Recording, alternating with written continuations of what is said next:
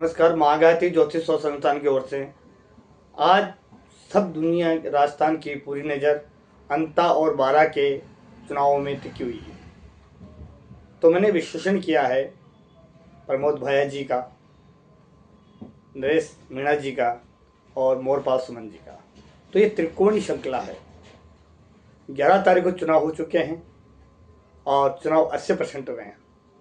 तो इसमें जो समय है थोड़ा विशेष मेरी बात समझने की कोशिश करें। वीडियो मैं किसी एक पार्टी या व्यक्ति के लिए नहीं बना रहा, सभी जनताओं के लिए बना रहा हूँ।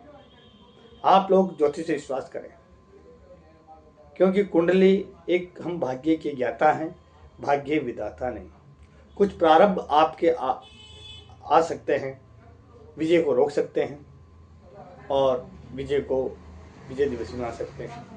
तो हमने कुंडली के अनुसार इसमें हमारी जो मैंने देखा कुंडली 8 अगस्त 1965 माननीय श्री हमारे पूर्व मंत्री रह चुके हैं आपके, और प्रमोद भैया जी की डेट ऑफ बर्थ है, संध्या का समय, जन्म स्थान है।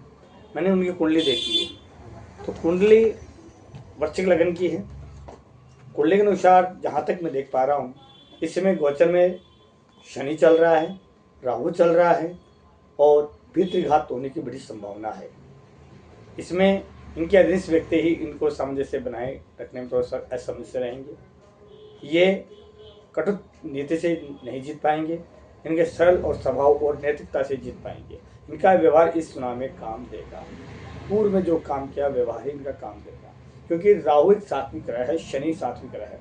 छल से नहीं जीत सकते, पैसे से नहीं जीत सकते। तो कुंडली के अनुसार 11 नवंबर को जब चुनाव हुआ, उस समय 1 बजे के बाद में जितनी वोटिंग बटी है वो वोटिंग नरेंद्र भाया की रहेगी।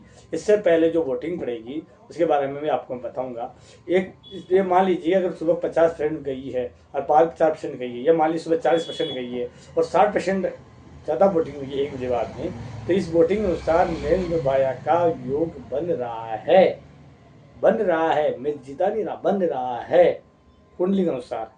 द्वितीय अपनी कुंडली देखते हैं नरेश जी मीणा की, जो इनके 16 अगस्त 1989 है। सिंह लग्न कुंडली है। कुंडली बहुत अच्छी है। कुंडली में इनके जो सप्तम भाव में पत्नी के कारक ग्रह हैं, जो पत्नी की वजह से जीतने की संभावना है।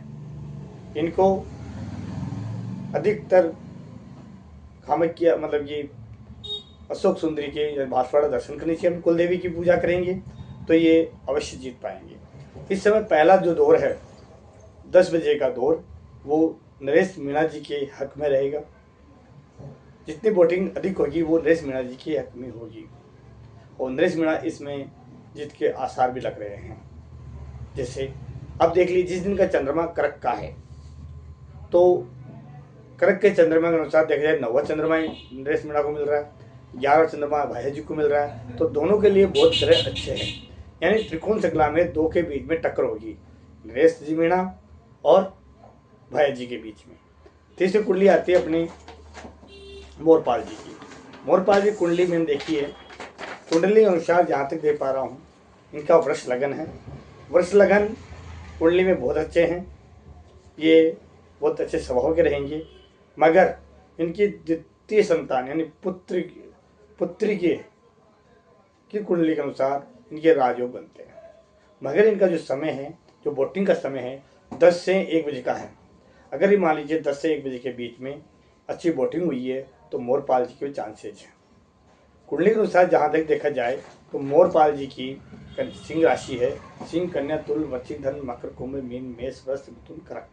कर्क का चंद्रमा 12वां चंद्रमा है, तो थोड़ा विजय कारक भी हो सकता है। क्यों? क्योंकि पूर्व में जब उनियर विधानसभा क्षेत्र हुआ था, उस समय हरिश्चंद्र मीणा जी को कर्क का चंद्रमा 8वां मतलब चंद्रमा 8वां था, तो भी एक अष्टम चंद्रमा होते हुए वो विजय कारक रहा था। इसलिए मैं कह सकता हूँ चांसेज हैं। त्रिकोण श्रृंखला में कुंडली के अनुसार जहाँ तक देख पा रहा हूँ, तो तीनों के त्रिश्रृंखला में ज़्यादा अंतर नहीं होगा। मैं कह सकता हूँ कि कुंडली के अनुसार देखा जाए तो प्रमोद भाया के चांसेस बन रहे हैं। द्वितीय नरेश मीणा जी के और तृतीय मोरपाल जी के। मोरपाल जी वोट लेके जाएंगे, क्योंकि उस समय इनके अंतरदशा में गुरु चल रहा है।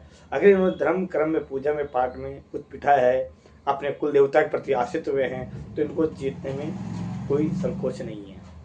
नरेश जी की है कुल देवी की आ रही है, प्रमोद भाई जी के बंगलामुखी का है, बंगलामुखी अनुष्ठान ये करवाते हैं, बैठते हैं, तो ये देवी शक्ति से ही जीत पाएंगे अपने इस दशा में। तो मैं कहता हूँ कि 14 तारीख को किसका राज तिलक होगा, प्रमोद भाई जी का, नरेश मीणा जी का या मोरपाल सुमन का।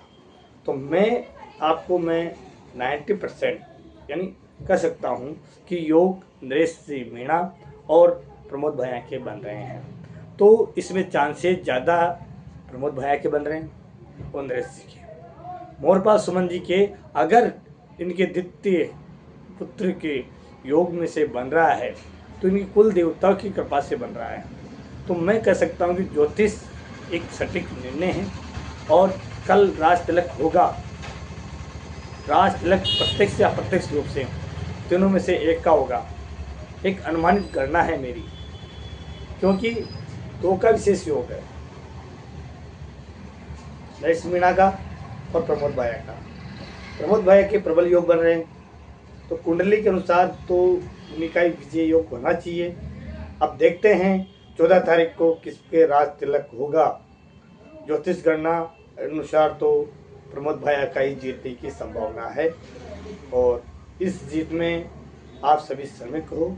और नरेश मीणा जी को मैं कहूँगा आगामी चुनाव की अच्छी तैयारी करें अपनी वाणी पे, क्योंकि ना बुद्ध खराब है इनकी, बुद्ध खराब क्यों। प्रमोद भाया जी की जो पत्नी है उनके योग अच्छे सप्तम भाव में, तो प्रमोद भाया जी अपनी पत्नी के माध्यम से यानी चुनाव के दौरान अपनी पत्नी से तिलक लगाए होंगे या कुछ किया होगा, पत्नी की बात मानी होगी, तो चुनाव में से जीत मिलेगी। नरेश जी मीणा को भी जीत की संभावना है, क्योंकि उनकी पत्नी है, पत्नी की कुंडली देख सप्तम भाव देखा जाए तो उसके अनुसार भी नरेश जी का तो त्रिकोण श्रृंखला है, इनके अंतर नहीं होगा। 3000 कुछ वोटों से कोई भी जीत सकता है। हम तो कहेंगे कि इसमें जिसका राज तिलक होगा पहले से लिख दिया गया है, 11 तारीख को जनता के द्वारा लिख दिया गया है। ज्योतिष भी ये बता रही है कि योग बन रहे हैं, प्रमोद भाया ही जीतेंगे कुंडली के अनुसार। तो यही हमारी घोषणा है। जय माता दी, जय ज्योतिष।